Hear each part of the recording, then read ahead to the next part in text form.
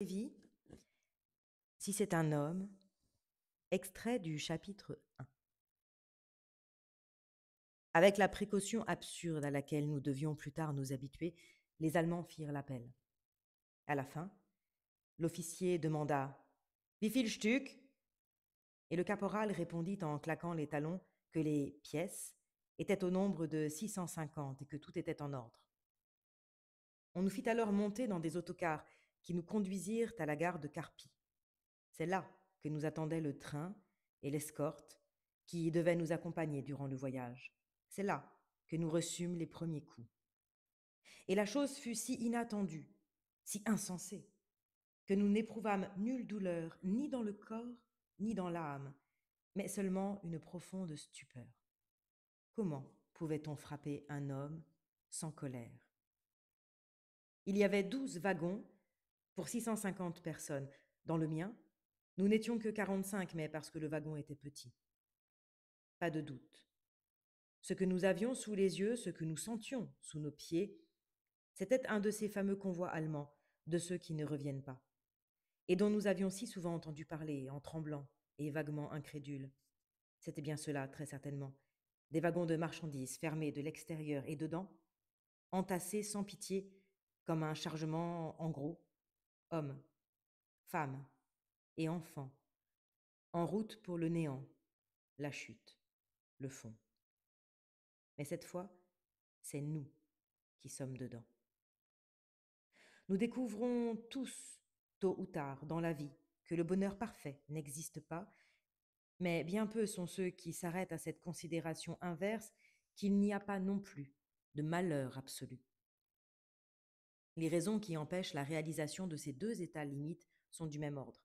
Elles tiennent à la nature même de l'homme, qui répugne à tout infini. Ce qui s'y oppose, c'est d'abord notre connaissance toujours imparfaite de l'avenir, et cela s'appelle, selon le cas, espoir ou incertitude du lendemain. C'est aussi l'assurance de la mort, qui fixe un terme à la joie comme à la souffrance. Ce sont enfin les inévitables soucis matériels, qui, s'ils viennent troubler tout bonheur durable, sont aussi de continuels dérivatifs au malheur qui nous accable, et parce qu'ils le rendent intermittent, le rendent du même coup supportable.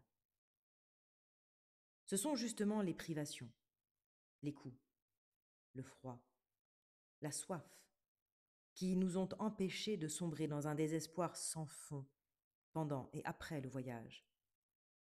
Il n'y avait là de notre part ni volonté de vivre, ni résignation consciente. Rares sont les hommes de cette trempe, et nous n'étions que des spécimens d'humanité bien ordinaire. Les portes s'étaient aussitôt refermées sur nous, mais le train ne s'ébranla que le soir.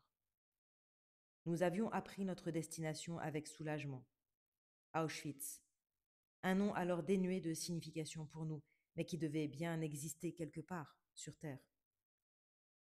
Le train roulait lentement, faisant de longues haltes énervantes. À travers la lucarne, nous vîmes défiler les hauts rochers dépouillés de la vallée de l'Adige, les noms des dernières villes italiennes. Quand nous franchîmes le Brenner, le deuxième jour, à midi, tout le monde se mit debout, mais personne ne souffla mot. La pensée du retour ne me quittait pas. Je me torturais à imaginer ce que pourrait être la joie surhumaine de cet autre voyage, les portes grandes ouvertes, car personne ne penserait plus à fuir, et les premiers noms italiens. Et je regardais autour de moi et me demandais combien, parmi cette misérable poussière humaine, seraient frappés par le destin. Les 45 occupants de mon wagon, 4 seulement ont revu leur foyer. Et ce fut de beaucoup le wagon le mieux loti. La soif et le froid nous faisaient souffrir. À chaque arrêt, nous demandions de l'eau à grands cris, ou au moins une poignée de neige, mais notre appel fut rarement entendu. Les soldats de l'escorte éloignaient quiconque tentait de s'approcher du convoi. 2 jeunes mères qui avaient un enfant au sein gémissaient jour et nuit, implorant de l'eau. Nous supportions un peu mieux la faim, la fatigue et l'insomnie, rendues moins pénibles par la tension nerveuse, mais les nuits étaient d'interminables cauchemars. Rares sont les hommes capables d'aller dignement à la mort. Et ce ne sont pas toujours ceux auxquels on s'attendrait. Bien peu savent se taire et respecter le silence d'autrui. Notre sommeil agité était souvent interrompu par des querelles futiles et bruyantes, des imprécations, des coups de pied, des coups de poing, décochés à l'aveuglette pour protester contre un contact fastidieux et inévitable. Alors quelqu'un allumait une bougie, et la lugubre clarté de la flamme laissait apparaître, sur le plancher du wagon, un enchevêtrement uniforme et continu de corps étendus, engourdis, souffrants, que soulavaient çà et là de brusques convulsions aussitôt interrompues par la fatigue. De la lucarne, on voyait défiler des noms connus et inconnus de villes autrichiennes, Salzbourg, Vienne, puis tchèques, et enfin polonaises. Au soir du 4e jour, le froid se fit intense. Le train, qui traversait d'interminables sapinières noires, prenait visiblement de l'altitude. Partout, une épaisse couche de neige. Nous devions être sur une ligne secondaire, car les gares étaient petites et quasiment désertes. Durant les arrêts, personne ne tentait plus de communiquer avec le monde extérieur. Désormais, nous nous sentions de l'autre côté. Il y eut une longue halte en rase campagne, puis un nouveau départ extrêmement lent.